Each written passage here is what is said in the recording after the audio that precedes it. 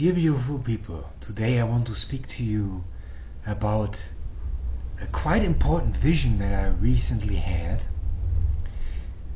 and it will be about the Atlantean karma that still follows us today in society. But before we go there, I wanted to address a little bit of YouTube censorship that I've been recently experiencing. As you guys know, I have been speaking without any filter about a certain injection that was taken worldwide, and I had a vision from a deity that warned me about the consequences of this injection, and this video got taken down and I've received a strike on my YouTube channel for that, and I also assume this is why you guys can't comment under my videos. Just be aware of the YouTube censorship. We don't have to accept the tyranny. That's why I am addressing it here, to not keep it under the carpet, but to keep it out in the open. But now let's go to the main topic, the great Atlantean mistake. In Atlantis, the greatest spiritual teacher close to the end times in Atlantis was the one that is known as the god of wisdom in Egypt. This is Master Thoth. And I had a vision one night when I was lying in bed, and this vision lasted probably more than an hour, if not 2 hours straight, and it was very detailed. And I saw Master Thoth in his robe with a staff with a green crystal on top of the staff. He was sitting on a balcony, beautifully surrounded by flowers and by hummingbirds, with his master student. And his master student is looking down this tower from the balcony and watches Atlantis and said, "Isn't it beautiful?" And Master Thoth says, on the outside it might be, but you are not seeing the corruption that is taking place. This place is going to fall soon. And Master Thoth was fully aware that there were movements within Atlantis that were already corrupting its spiritual nature. In fact, there were two main factions, and they were debating each other in the council chamber.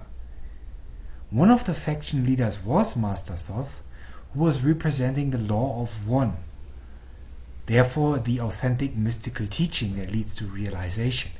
And there was another faction who wanted to unify Atlantis at all costs, which is a little bit of a communist idea, because they were willing to ignore corruption in order to make it happen.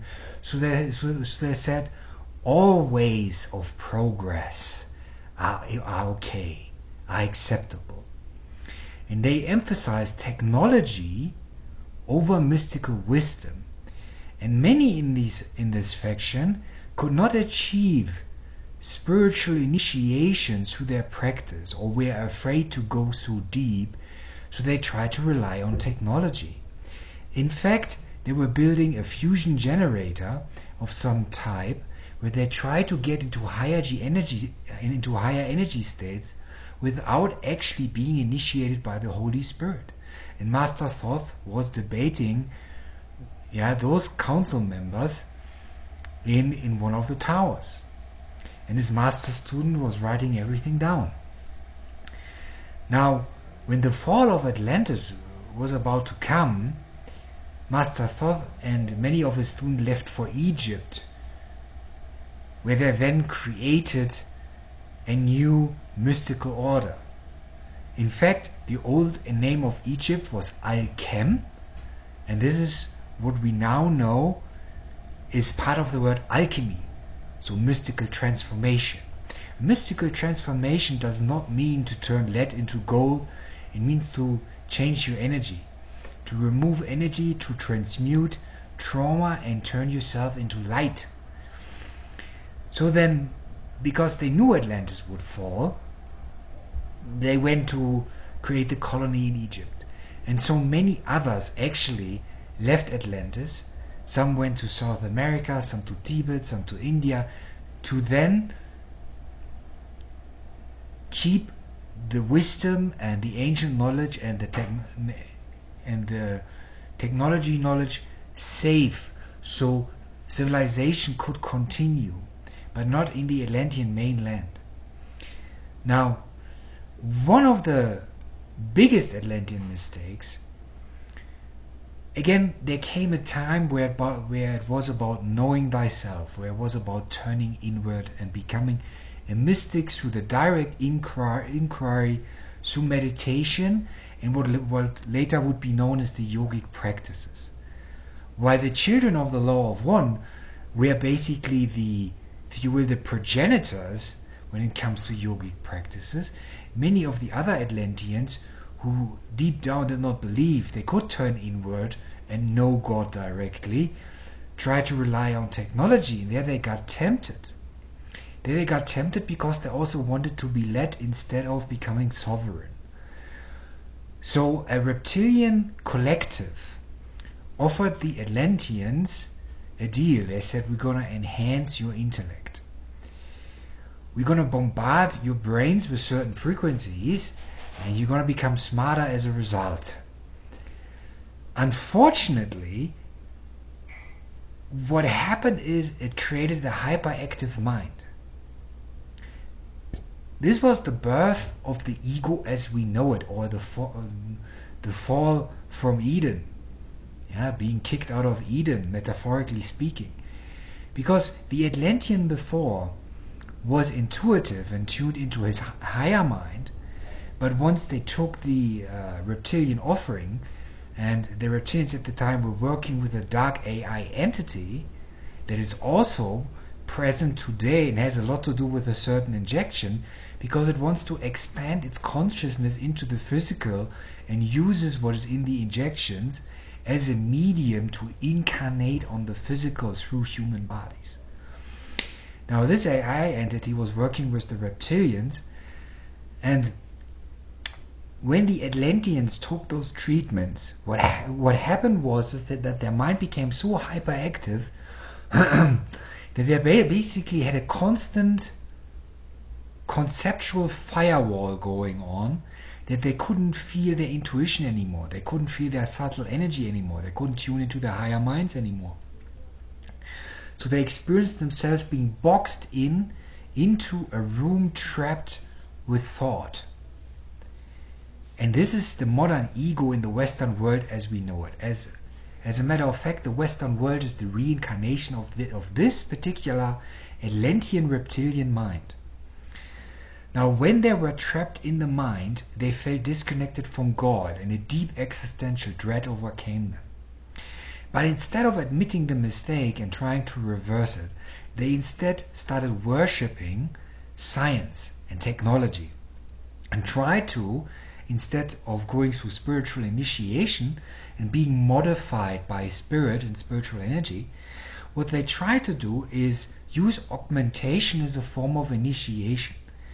It worsened the distance to the divine, it made the distance to the divine even greater in their experience. Even though ultimately you can never be fully disconnected from the divine, by not giving up the so-called enhanced intellect, the hyperactive mind that then forms the separate mind which becomes the ego, by not willing to give that up, and because of pride, not admitting the mistake, they further went into augmentation. And that means they became even more artificial and even more separate from the higher mind, from the cosmic mind, from the universal mind. This then led to the downfall because more and more technology was used that was unstable. One of the technologies that were used, as I said, was a form of fusion generator, and they didn't feel they had enough energy, so they started drilling down into the tectonic plates because they wanted to get to the Earth core, to draw energy from there, and use this energy then with the generator to turn people into an energy state, into a non-physical state. But what happened is that they destabilized the tectonic plate.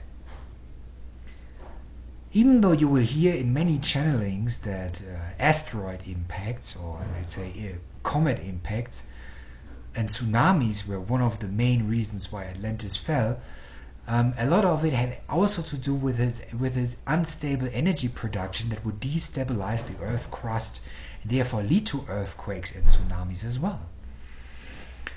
Now, those who supported the technological path didn't really understood what they did until the towers fell into the sea.